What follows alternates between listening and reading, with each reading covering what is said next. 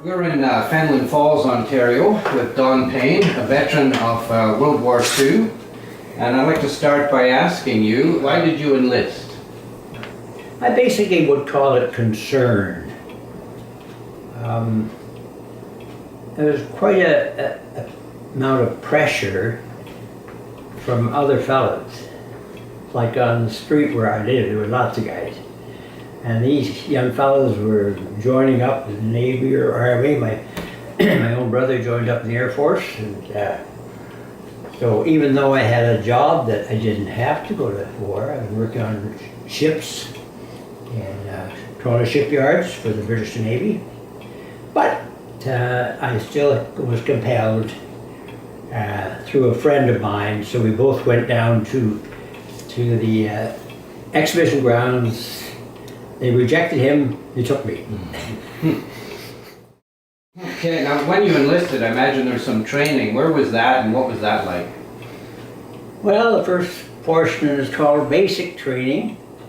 And at that time, they had just opened a new camp at Aurelia camp. And so after, they were great habits for 1 week's holidays at the beginning. They didn't call them holidays, but leaves. And so I was to go to Aurelia camp in 1 week. And the purpose of the basic camp is number one, to obey orders. So they made sure that they could put things before you that could make you angry, marching the way they wanted us to march, and basically getting in shape, long hikes. And so when you were, what was your rank? And you had mentioned about tanks, so did you serve in a tank? Yes. What was that like? Well, I was with the colored trooper, as I mentioned, I believe, and wireless operator. And my responsibility was to receive incoming calls. And my job was to know the code, because they could say something through it from the main office, we'll call it, main area. And they would say, go to hill number so and so. And I passed that on because there were 15 tanks in the squadron. And I happened to be in the lead tank with the officer. And he gave me this code to pass over to them. That's what we did. So, yeah, you made a lot of friends. You met your future wife, and yet, obviously, there's going to be some real sad. Now, what would you say would be the saddest time in the war for you? I think the worst incident that I recall was we had come to a place where we felt it was what they called a safe place for the night. 15 tanks, we set them up around a barn, well, a large perimeter area. And in that night, most of the guys, when they weren't on duty, there was always one man on duty in the tank to warm, in every tank all night.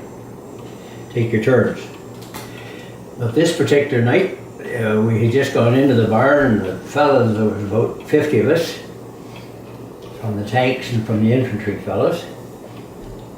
And they were not sleeping on the floor. We do that all the time. We were going to get up with the hay bow. There, they scratch their way up to get there. But me being somewhat lazy, and along with a few other guys, why don't we sleep under that hay wagon? So we yanked down some stuff, spread it out under the hay wagon, and slept. About 2 o'clock in the morning, wham!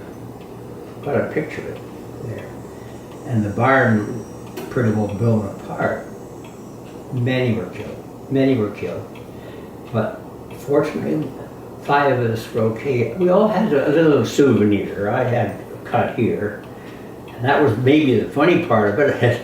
I stood at the door, because there was no light other than the flares of the gun. They had flares as well. Went up any time when that happened. And I put my hand at that and had blood all over my hand. So there's the officer standing in the silhouette of the door. And I said to him, "Sir, I think I've been hit."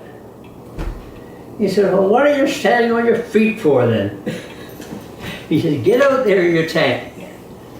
And that, by the way, was one of the directives. When they gave an order, it was direct. It wasn't, well, you know, we really would like you to get out there and don't worry about this and all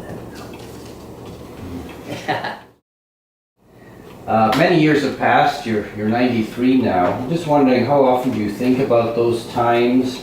And what do you think about your time at war, looking back now? It's always one major sad point, major. And that was a very close friend of mine named John Knight. The picture there is of the cemetery. And we, in the evening before we closed down, as it were, for the night, which had a lot of background we won't go into, but we were cleaning a ramrod, pushing it down the main weapon of the tank, and the guy says, "Phew, let's stop for a smoke." And so the four of us stopped. I didn't smoke, that makes it hurt. And just set the thing, the pole aside. And the guy that bit beside me, my closest friend at the time, his name is John Knight. And him and I were standing here, and we were just talking.